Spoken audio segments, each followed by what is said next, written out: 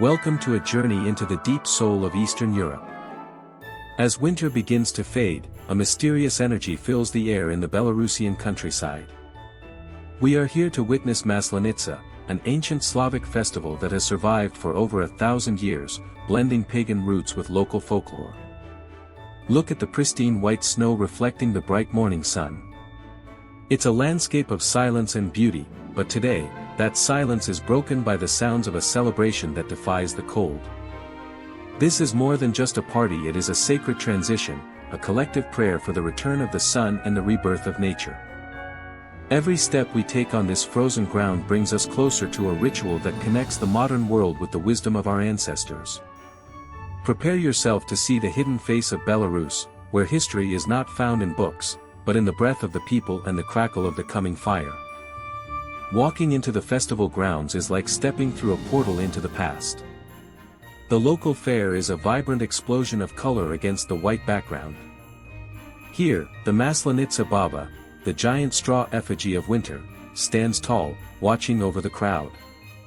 Everywhere you look, there are symbols of life and survival. Take a close look at the market stalls. You see handmade dolls, intricate wooden crafts, and traditional Belarusian ornaments. These aren't just souvenirs, they are vessels of cultural memory. The smell of wood smoke starts to fill the air as vendors prepare the traditional samovars. The atmosphere is thick with anticipation. People are laughing, sharing stories, and showing off their crafts. It is a sensory overload in the best possible way.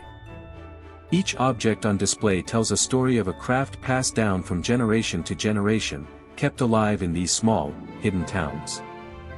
You cannot talk about Maslenitsa without mentioning the food, specifically the pancakes, or blini. In Slavic mythology, the round, golden pancake is a symbol of the sun. By eating them, people believe they are consuming a piece of the sun's warmth and power to help end the winter. Watch the steam rising from the plates in the freezing air. The process of making them is a ritual in itself, often done over open fires or traditional stoves. It's a communal act of sharing. We see families gathered around, enjoying the simple joy of a hot meal in the snow.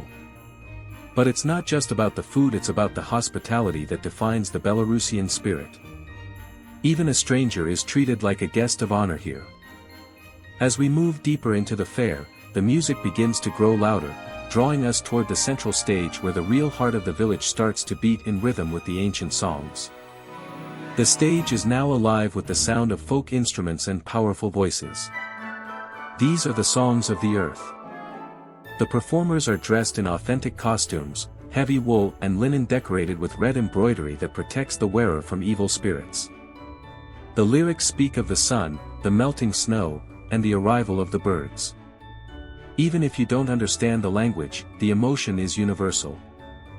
It's a mix of melancholy for the passing year and joy for the coming spring. The crowd begins to sway, and children dance in the snow, their faces red from the cold and excitement. This is the living heritage of Belarus. It hasn't been polished for tourists, it is raw, real, and deeply felt. The resonance of the voices against the open fields creates a cinematic atmosphere that feels both epic and intimate.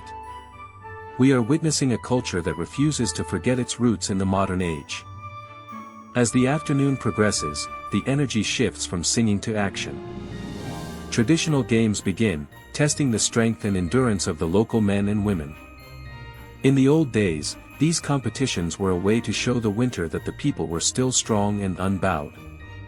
We see tug-of-war, climbing the wooden pole for prizes, and playful snow battles. The laughter is infectious. It's a wonderful sight to see the community come together like this, regardless of age.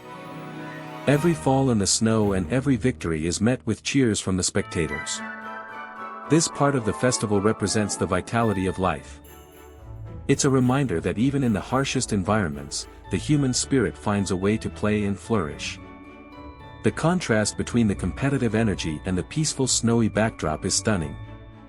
We are slowly building towards the main event, and you can feel the tension and excitement rising with every passing minute. Let's take a moment to look at the main effigy again. The Baba is now surrounded by people leaving small ribbons or notes.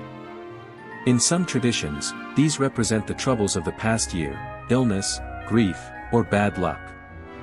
By attaching them to the straw figure, they prepare to send these burdens into the fire. The effigy is beautiful in its own rustic way, dressed in old clothes and decorated with bright ribbons. She represents the winter queen who must die so the spring goddess can be born.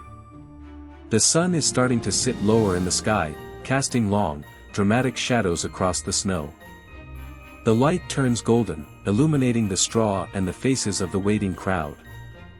This is the golden hour of the festival. There is a brief, quiet moment of reflection before the chaos of the fire begins. It's the calm before the storm, a cinematic pause where the past and the future meet in the middle of a frozen field. Preparation for the fire ritual is a serious matter. We see the local firefighters and security teams moving into place. This modern layer of safety adds a fascinating contrast to the ancient ceremony. It's a reminder that while the ritual is old, it exists in the present day. The fire performers begin to prepare their torches. You can see the focus in their eyes. They are the masters of the flame, the ones who will bridge the gap between the dark and the light. The crowd pulls back, creating a large circle around the effigy. The silence returns, but it's a heavy silence, full of breathing and the distant barking of dogs. The wind picks up slightly, swirling the snow around the base of the straw figure. Everything is ready. The transition is about to begin. This is the moment where the documentary feel of our tour turns into a cinematic epic. The stage is set for the ultimate destruction of winter. The first torch is lit. The orange flame cuts through the blue twilight like a knife.